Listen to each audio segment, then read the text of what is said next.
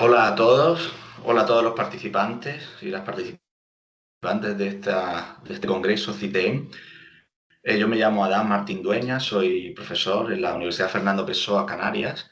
Soy docente de inglés en la titulación de enfermería principalmente, pero también en otras carreras afines a la ciencia de la salud. Doy clase, aparte de enfermería, en medicina, odontología, fisioterapia y otras que mencionaré un poquito más tarde. Bueno, voy a empezar compartiendo la pantalla para que podamos ver la presentación. Bueno, el título de mi ponencia tiene que ver bastante con el vocabulario, con la enseñanza del inglés para fines específicos, concretamente para el ámbito de la enfermería, que es un poco el fruto de este estudio, de este experimento que he realizado de bastantes años, alrededor de 10 17, 18 años de enseñanza de inglés en la titulación de enfermería, en docencia universitaria y más recientemente, desde los últimos 5, 6, 7 años, dependiendo de la titulación, un poco ampliado al léxico, a la pedagogía y la enseñanza de la lengua extranjera, en este caso del idioma inglés, en carreras sanitarias y en una facultad de ciencias de la salud. Bueno, comienzo con el título. La ponencia se titula Estrategias didácticas para la enseñanza del inglés científico sanitario, porque precisamente va a ir orientada hacia métodos, ¿no? O propuestas didácticas innovadoras en los procesos de aprendizaje de terminología específica médica. No solo cuando digo inglés médico, no solo me refiero al inglés de la medicina, sino al inglés sanitario, científico, técnico. Entonces vamos a ir ya directamente a ejemplos, ¿no? Y un poco a contextualizar el estudio que he realizado. Bueno, este congreso, que es de tendencias educativas en el área de enfermería y otras ciencias de la salud, mi contribución versa sobre todo sobre las metodologías de la enseñanza del inglés técnico, que es muy curioso, ¿no? Porque ya de por sí su idiosincrasia, su particularidad, es bastante atractiva al nivel léxico, también a nivel gramatical, ¿no? Pero sobre todo la propuesta mía va por el camino de los vocablos, del vocabulario y del léxico específico. Un ejemplo que podemos poner es cómo la semejanza con el español, ¿no? En este caso, aunque también podría ser con otras lenguas románicas originales del latín, de cómo nos podemos aprovechar de esa ventaja, ¿no? De esa similitud con el español para presentar al alumnado, para poder enseñar términos, algo muy normal en el lenguaje médico inglés, que es la discrepancia entre el término común y el término médico. Por ejemplo, para decir cráneo en inglés tenemos skull, ¿no? Que eso sería el lenguaje del paciente. ¿Cómo dice eso un médico, un enfermero, un dentista, un neurólogo? Pues diría cranium, ¿no? Cranium realmente viene del latín, porque el inglés, sobre todo el inglés científico, es una especie de mezcla entre la rama latina y la rama germánica o indogermánica o anglosajona. Muchas veces tenemos esa diferenciación entre el lenguaje del paciente que habla más usando términos más comunes, más del lenguaje cotidiano, por ejemplo, skull, o, pues no sé, tooth, ¿no? Tooth, teeth, mouth.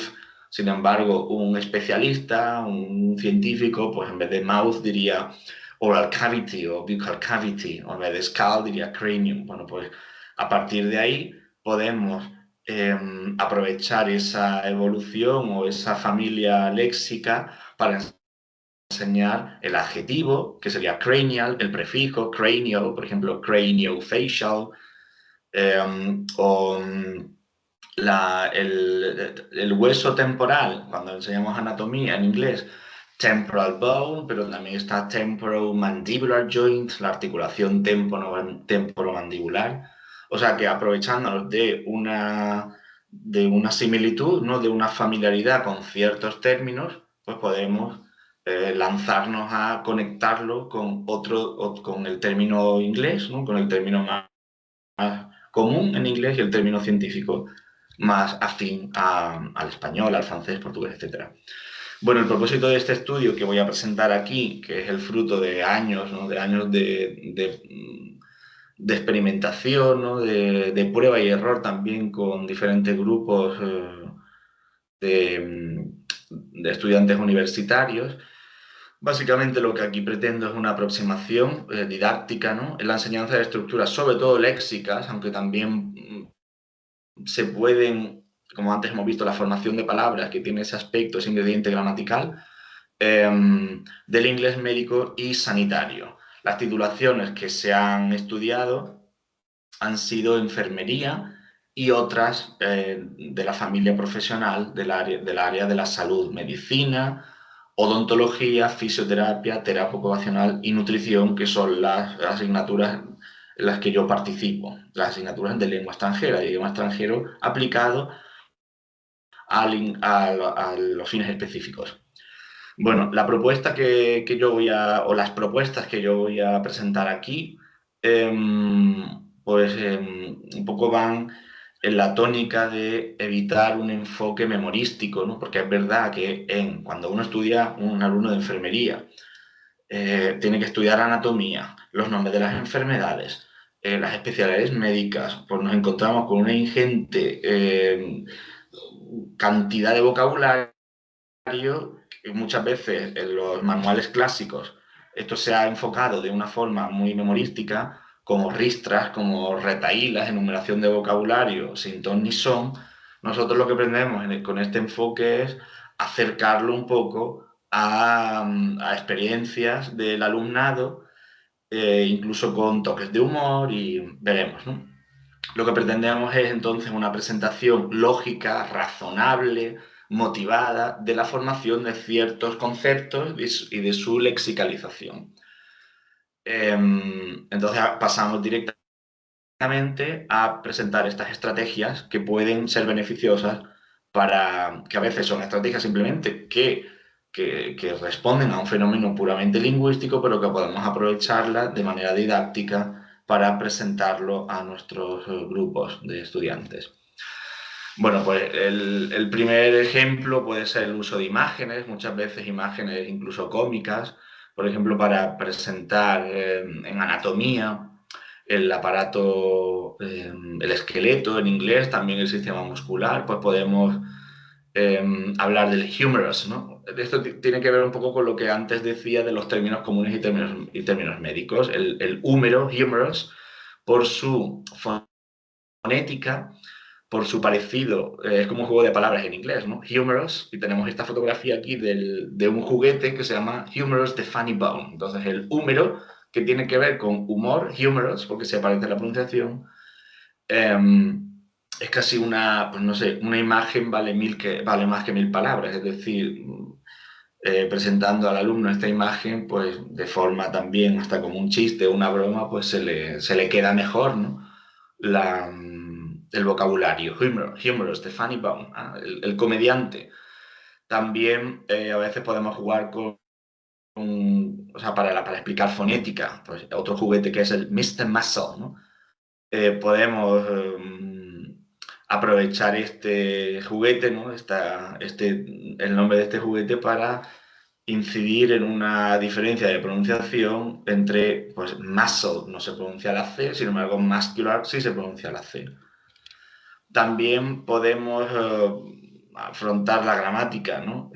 Esta es una página web bastante interesante que es de How to be polite in English, ¿no? De cómo ser cortés, cómo ser políticamente correcto, diplomático.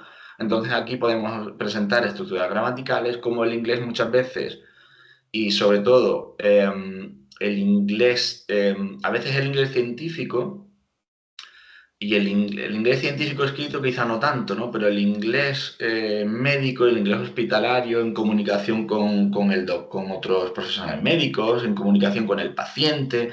Imaginemos que tenemos que dar una mala noticia a un paciente, ¿no? Pues todo eso lo vamos a ir mediante hedges, mediante estrategias o perífrasis, que sería como decorar un poco la noticia. Pues imagínense que hay que decir, pues este familiar concreto ha fallecido o ha muerto, ¿no? Pues no diríamos la bad news directamente, sino en inglés se tiende a, también en otras lenguas, a rellenar con un montón de palabras. Pues I regret to have to tell you, I regret to have to tell you that your father has passed away. Entonces el mensaje es pass away, pero lo vamos presentando como anticipando con un montón de palabras al principio. Pues este es un ejemplo, una viñeta cómica en el que tenemos a alguien hundiéndose en el Támesis, dice help, pero no le escuchan. Sin embargo, se dice excuse me, sir, con todas esas partículas de cortesía, de educación en inglés. Excuse me, sir, I'm terribly sorry to bother you, but I was wondering if you would mind helping me a moment, etcétera, etcétera. Bueno, otro segundo punto, pues es la literatura. Yo le he llamado historias contenidas o literatura encapsulada en ciertos vocablos, ¿no? Por ejemplo, hay un caso muy curioso en inglés que es para hablar de una fractura del calcáneo, calcaneal fracture, que en inglés a veces en la comunidad médica se le llama Lover's Fracture o Don Juan Fracture, Casanova Fracture, un poco relacionándolo con la literatura española, con la imagen italiana del Casanova. Pues, ¿qué es el Don Juan? ¿Qué es el Casanova? Bueno, pues aquí es como bueno, una fractura del calcáneo. Aquí a la izquierda tenemos una imagen en el que tú caes, ¿no? Si uno cae de pie, pues el riesgo que hay es que se le rompa el hueso, ¿no? Entonces esto se metaforiza, ¿no? Se compara con una experiencia de el amante, ¿no? O Don Juan o Casanova, que estaba teniendo relaciones con una señora y es el amante que se tiene que lanzar desde la ventana o desde el balcón y esa caída le produce la fractura en ese hueso, ¿no? Del pie. Bueno, en inglés se le llama a este tipo de fractura Don Juan Fracture, la fractura de Don Juan, la fractura de Casanova, como un poco evocando esa historieta. También podemos recurrir a referencias culturales, por ejemplo, la moda de la placenta party, cuando presentamos el vocabulario del sistema reproductor y pues de cómo el embrión, ¿no? La evolución del embrión, el feto, el bebé, ¿no? Pues, por una cosa tan sencilla como es la palabra placenta, pues podemos, no sé si habéis escuchado esto de las placenta party, ¿no? Las fiestas que hacen en el que algunas familias pues recogen la placenta de la clínica y hacen un pastel o un smoothie o se la beben, la comen. Algo que los animales se comen la placenta, ¿no? Pues bueno, esto sería un poco trasladado a lo humano. Luego también es curioso, yo muchas veces le presento a mis alumnos, ¿no? Que a veces la fonética del lenguaje científico no es absoluta, es decir, hay que tratarlo con cierta relatividad. Por ejemplo, en inglés, para los adjetivos que tienen que ver con los sistemas de la anatomía, pues muchas veces tienen como una dicotomía, ¿no? No se sabe exactamente cómo se pronuncia, porque, claro, el paciente o la persona común, el hablante común no tiene por qué hablar de estas, no se usa este vocabulario tanto como para que haya una pronunciación totalmente asentada, ¿no? Entonces, a veces son la comunidad médica y científica la que ha consolidado cierta pronunciación u otra. Por ejemplo, skeletal, circulatory, ¿no? Circulatory, respiratory o respiratory, palatal, gingival, gingival. Entonces, ¿qué se pronuncia de una forma o de la otra? Bueno, a menudo el diccionario da las dos formas, porque las dos se usan por parte de los expertos, ¿no? Yo muchas veces para presentar esto lo hago con una referencia al mundo del cine, a la saga de Back to the Future, ¿no? Que habla de, a ver, hoy día, si decimos gigawatts o gigawatts, el diccionario, que lo pongo aquí, la referencia, da esas dos pronunciaciones. Si se acuerdan de la película Back to the Future, pues resulta que ellos, para hablar de lo que era un gigavatio, que es un término bastante normal hoy, ¿no? Porque hablamos de gigas, todo el mundo sabe lo que es un gigabyte. Pero quizá cuando nació esta película, pues estas cantidades, estas dimensiones tan altas de tera, giga, pues solo las usaban pues no sé, los físicos, ¿no? Los científicos, entonces incluso esto puede dar pie a errores. En la película, por ejemplo, dicen gigawatt y en la versión española dicen gigovatio en vez de gigavatio. Bueno, esto no se diferencia tanto de lo que antes decía con respecto al inglés, ¿no? ¿Cómo se pronuncia circulatorio en inglés? Circulatory, circulatory. ¿Cómo se dice palatal cuando hablas del paladar, ¿no? Palatal, palatal. Bueno, las dos son válidas.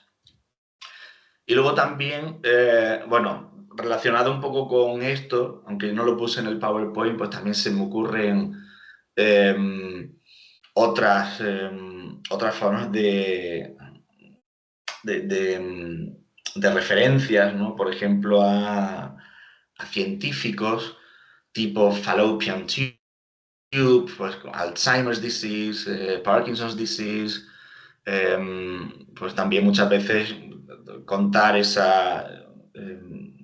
porque en inglés, bueno, en inglés, en la ciencia, esto tiene que ver un poco con lo que dije antes de intentar conectar, ¿no? El vocabulario con la historia. En ciencia, pues uno que descubre algo, pues tiene el privilegio de ponerle el nombre, ¿no? Entonces, podemos poner el ejemplo de América. Bueno, ¿por qué América se dice América?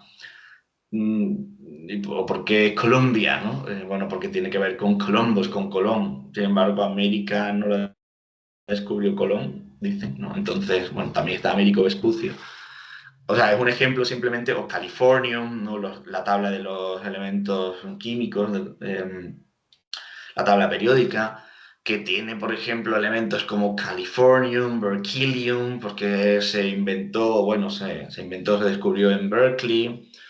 O sea, en botánica, en zoología, en anatomía, en medicina, el que descubre o eh, el que describe por primera vez una enfermedad pues tiene el derecho de ponerle su nombre, ¿no? Entonces, pues si un alumno nuestro que se llama Antonio, pues no se descubre algo nuevo, pues le llamará Antonium, o no sé. Bueno, es simplemente jugar un poco con las palabras. Y con esto ya termino, que era el último punto, son recursos que yo he utilizado, recursos educativos, que es la ludificación. Un poco a nivel inglés le llamo gamificación porque viene de game, ¿no? Yo a menudo uso como dos programas que están en la televisión de España, ¿no? Y también la televisión inglesa, uno es Pasapalabra, que en la tele inglesa es Alphabetical. Yo les he dejado aquí por si alguien quiere hacer el juego, ¿no? Con sus alumnos, o para que vea el ejemplo que yo empleo de la ruleta, ¿no? De este rosco. Tienen ahí un código QR por si alguien quiere entrar. Luego también yo lo uso bastante para explicar los falsos amigos, que en inglés de la medicina hay algunos, por ejemplo, constipated, que parece que es constipado, pero no, porque es estreñido. If you are constipated, you need to take. Entonces, alguien podría decir, bueno, estoy resfriado, me tengo que tomar para descongestionar la nariz o un... No, no, no. Constipated es estreñido, con lo cual necesitas laxative. O sea, constipated no es lo mismo que a cold. Aunque sí que es cierto que a mí me gusta la lingüística y soy lingüista y he leído en una enciclopedia médica que también en español se habla de la constipación, que significa estreñimiento, o sea que los falsos amigos a veces son y no son, tienen la doble cara, ¿no? Es falso amigo porque constipated parece constipado, pero no lo es. Sin embargo, constipación sí se usa en la literatura médica en español, en castellano. Luego también aquí hay otro ejemplo del quién quiere ser millonario. Yo pongo aquí un link por si alguien lo quiere abrir. Entonces son términos médicos, pero en formato de juego como recurso. Entonces, bueno, finalmente pues simplemente, bueno, quiero agradecer a todos los que me han escuchado. Si alguien tiene algún comentario o pregunta, pues estoy abierto a que escriban, ¿no? En el foro de abajo y le responderé pues encantado porque es un tema que me interesa muchísimo, ¿no? Y que estoy intentando un poco como organizar, ¿no? Organizar desde el punto de vista pedagógico. Es verdad que a lo mejor muchos de los oyentes de esta presentación pues no son expertos en inglés, ¿no? Pero bueno, el lenguaje médico es una parte interesante del inglés, la verdad. Y bueno, pues esto es un poco mi presentación. Lo que quería era describir, ¿no? Dar un ingrediente, un toque nuevo, un toque un poco más transparente, realista, es decir, para que la enseñanza del vocabulario y el aprendizaje no sea simplemente algo de memoria, ¿no? Como muchas veces lo hemos aprendido, no sé, yo cuando estudié inglés por primera vez, pues al principio era todo aprenderse vocabulario de memoria, y bueno, hay otros enfoques mucho más, o sea, son sencillos además y muy cercanos como estos que presento para intentar dinamizar la clase. Bueno, muchísimas gracias. Aquí tienen mi correo electrónico por si alguien quiere contactar conmigo. Muchísimas gracias por haberme escuchado y quedo abierto a cualquier contacto que consideren conveniente. Muchísimas gracias.